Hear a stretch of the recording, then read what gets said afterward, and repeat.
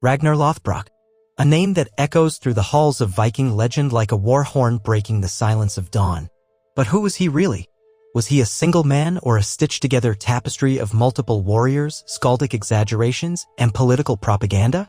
For centuries, scholars and storytellers have tried to pull back the veil on the truth behind this shadowy Norse figure. Today, we dive deep into the historical evidence, myths, and medieval records to discover the truth, or at least as close as we can get, behind the legend of Ragnar Lothbrok. We begin in the 9th century, a time when the Norse world was both feared and admired across Europe.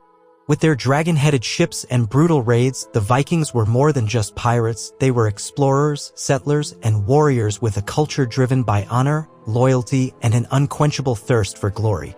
Amid this chaos, the name Ragnar Lothbrok begins to surface in sagas and chronicles. But here's where things get tricky.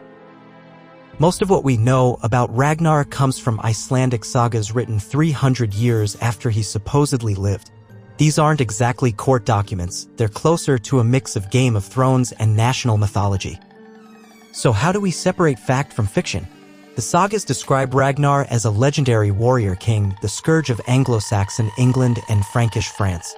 He's credited with leading daring raids on Paris, capturing kings, and fathering some of the most fearsome Viking warlords in history like Ivar the Boneless, Bjorn Ironside, and Sigurd Snake in the Eye.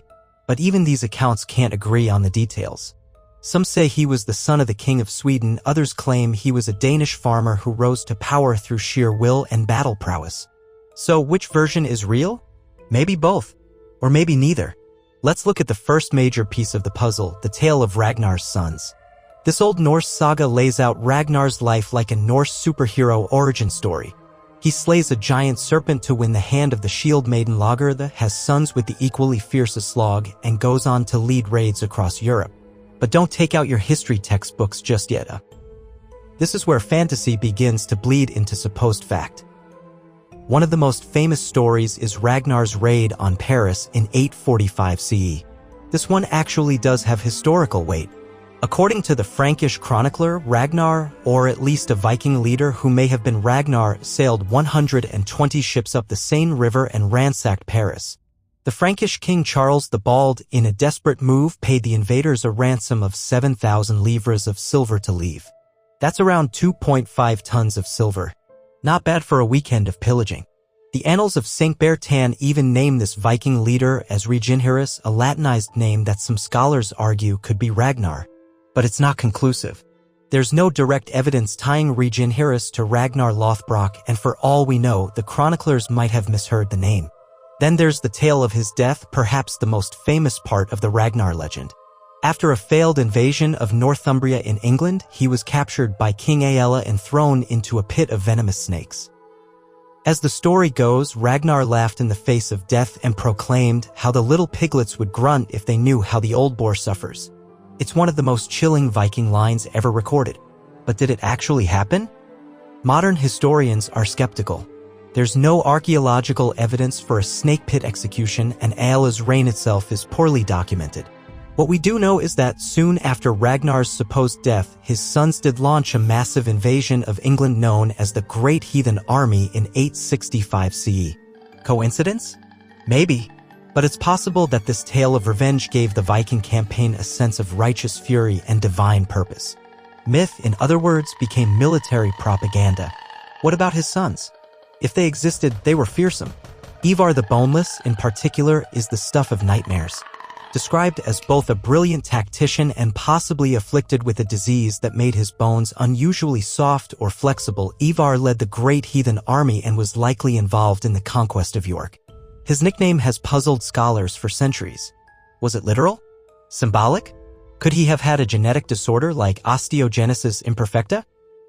Or did the boneless title refer to his snake-like flexibility or sexual prowess? We just don't know. Bjorn Ironside, another supposed son, reportedly sailed to the Mediterranean, sacked cities in modern-day Spain and Italy, and even tricked the defenders of Luna, Italy, into letting him into the city by pretending to be dead. That's right, he faked his own death, got carried into the church, then jumped out of the coffin and opened the gates for his men. It sounds like a Hollywood script, but it's actually recorded in medieval chronicles. Again, though, historians debate whether these were Ragnar's actual sons or if their deeds were later attributed to him to create a larger-than-life Viking dynasty. And let's talk about Lagertha. Popularized by modern TV shows, Lagertha is said to have been a fierce shield maiden who fought alongside Ragnar and even saved his life in battle. But she only appears in Saxo Grammaticus Gesta Danorum, a 12th century Latin history of Denmark. No other saga mentions her.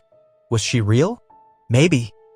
She could have been inspired by real Viking women warriors who did fight in battle, as confirmed by recent archaeological discoveries like the warrior grave in Birka, Sweden, where DNA tests confirmed the remains were female.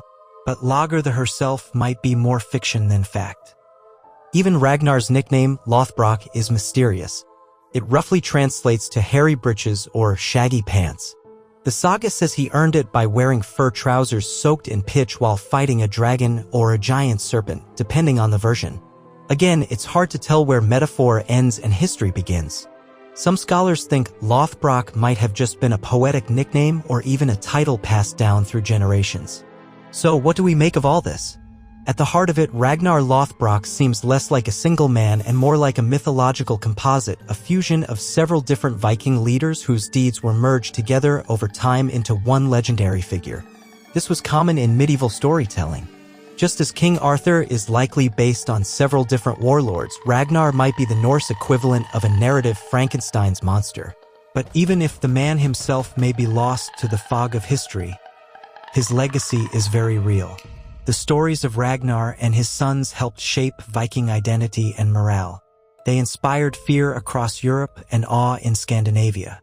His legend was used to justify war, inspire loyalty, and explain history through the lens of saga. And today, he lives on in TV shows, books, and pop culture, further blurring the lines between fact and fiction.